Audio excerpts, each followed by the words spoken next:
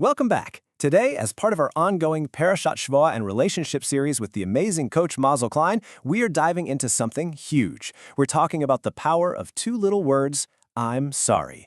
We're going to explore why they can feel so impossible to say, and more importantly, how saying them the right way can totally transform our relationships. I mean, just think about that for a second. We've all been there, right? That heavy, frustrating feeling in your chest. You've been hurt. Maybe it wasn't even intentional, but the silence that follows, wow. Sometimes that silence is so much louder and more painful than whatever happened in the first place. You're just left waiting. And you know, especially in the early days of a relationship when things are still a little fragile, this is so real. A tiny little crack forms inside. You tell yourself, oh, it's fine, it's no big deal, because you don't want to seem needy. But deep down, what you're really waiting for isn't an admission of guilt. It's just for them to see you, for them to say, I see that I hurt you. So let's get into this whole thing, this unspoken sorry. We're going to unpack why closing that gap, the one between what happened and what gets said, is just so crucial for any relationship. Okay, so what's the core of the problem here? Well, for a lot of us, saying sorry feels incredibly hard. It's like there are these invisible walls that pop up and stop us. So what are they? These are the stories we tell ourselves, aren't they? That little voice in our head that says, oh, if you apologize, you'll look weak, you'll look small.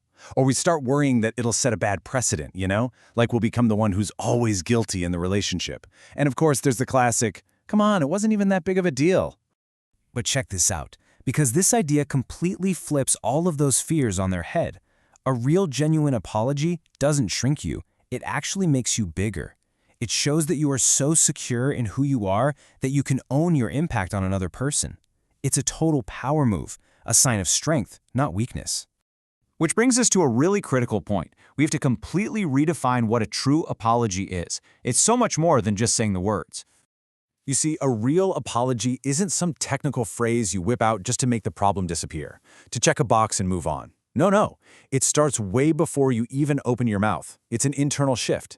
It's about taking a moment to really understand what the other person felt. It's about opening your heart to their experience. And this quote just nails it. This is the message you're sending with a true apology. In that moment, you are making a powerful declaration. You're saying, look, my need to be right, my pride, my ego, none of that is as important as our connection. You are more important to me. Okay, so that's the big idea. But let's get practical. Let's look at a real-world scenario and build a blueprint for what a great apology actually looks like. All right, let's break this down. On the left, you've got the classic weak apology. A quick text, sorry I canceled. It's fine. It checks the box, but it does absolutely nothing to connect. Now, look at the strong apology on the right. First, it takes responsibility not just for canceling, but for how it was handled.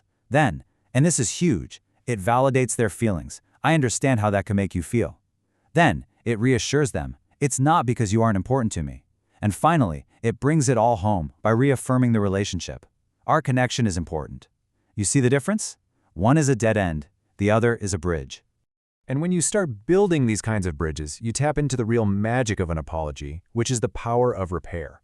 And this has two massive payoffs for any relationship. Payoff number one is security. When both of you know that, hey, mistakes are going to happen, but, and this is the key, we know how to fix them. It creates this incredible foundation of trust. It sends a powerful, constant message. It's safe to be human here. It's safe to be imperfect. And the second payoff? A much deeper connection. Because every single time you offer a real apology, you're not just fixing a problem.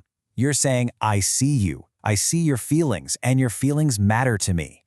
And that act, that simple act of truly seeing another person, is one of the most powerful ways to build real intimacy. So if you take one thing away from all of this, let it be this. The goal is not perfection. It's not about having a relationship where nobody ever messes up. That's just impossible. The real goal is to build a relationship where you both have the tools and the willingness to repair those little cracks that will always show up. That is what a healthy, lasting connection is all about. So I'll leave you with a question to think about. When was the last time you gave a real apology? I mean, one that truly came from the heart. And what did that one moment do for your relationship? Now, if this is something you want to get better at, you're invited to reach out to Mazel Klein. She's a fantastic coach for marriage and happy relationships, and she helps couples build much closer communication. You can reach her on her cell at 052 328-6037. Thanks for joining me.